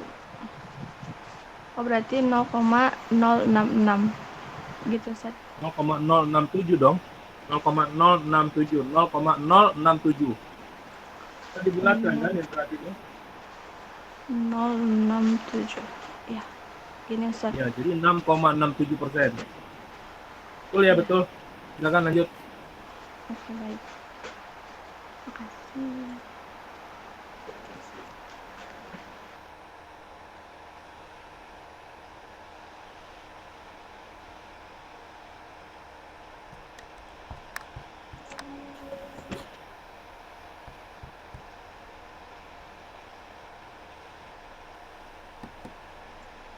Nomor 3-nya Saida, Ustaz.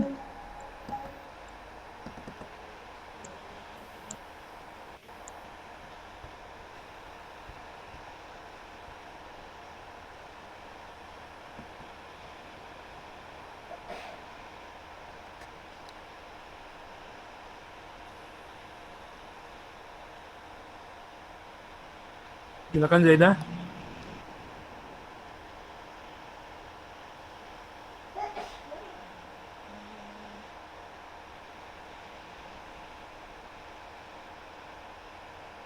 Ada orangnya tur ini? Ada di room, Ustaz, tapi nggak tahu. Orangnya ada di room, Tan.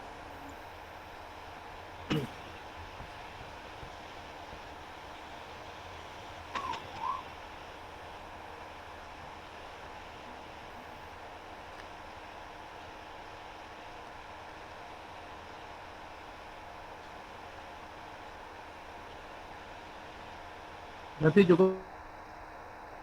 Atau ada yang mau disampaikan?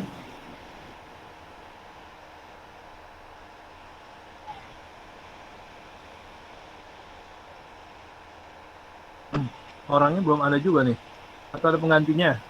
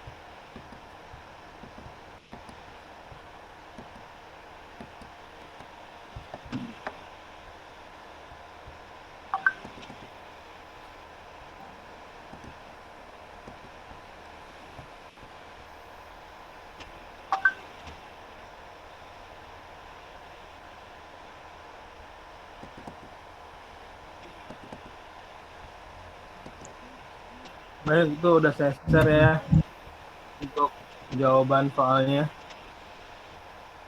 Yang nomor 2 kan tadi ada teman kamu nanti yang share yang Excelnya. Tapi mungkin itu aja tur ini Iya, karena nggak Ustaz. ada respon dari siapa tadi. Saida. Iya, Saida. Saida. Belum ada respon dari Saida. Saya rasa cukup ya. Yes. Saida ada nggak orangnya?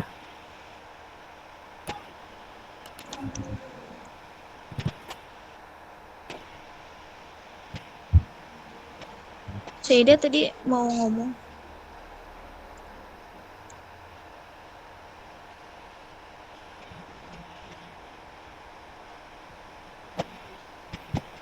Ayo Saida.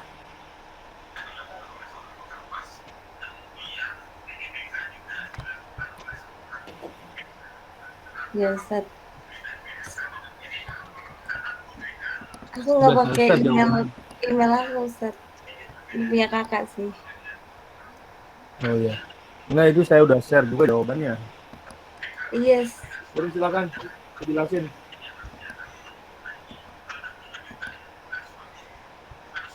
Tapi masih pusing Ustaz.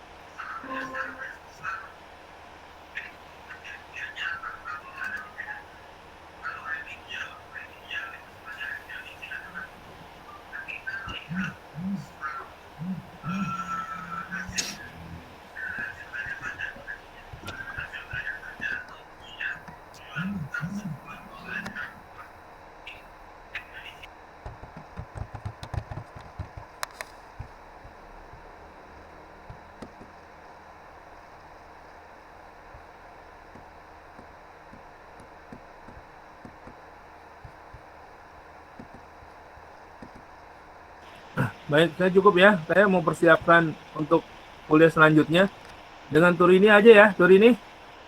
Yes, Dengan Ustaz. asisten. Saya udah kasih kan tadi ya untuk jawabannya nomor 3. Iya. Iya tadi. Baik. Kurang lebihnya saya mohon maaf. Ya nanti dilanjut untuk yang nomor 3 dengan asisten ya. Assalamualaikum warahmatullahi wabarakatuh. Waalaikumsalam warahmatullahi wabarakatuh. Syukran Ustaz. Thank you guys. Shukran ya Ustaz.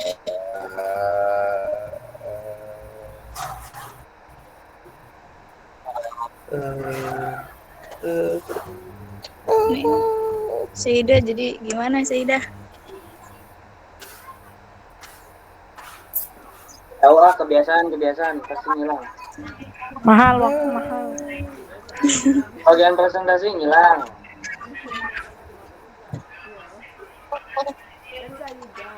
Pusing. Nggak tahu sumpah nyebutnya gimana. Ya udah aku tutup ya. Iya, ya udah ya.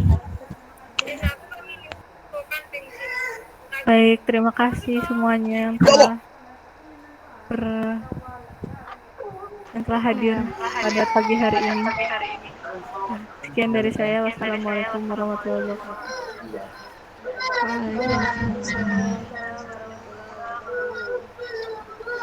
Untuk besok kalau latihan soal pada ikut ya biar sekalian belajar bareng. Lumayan lah walaupun kejawab nggak kejawab. Ada izin. Belajar. Ada izin ya. Iya gak apa-apa maksudnya yang ada luang gitu. Terima kasih.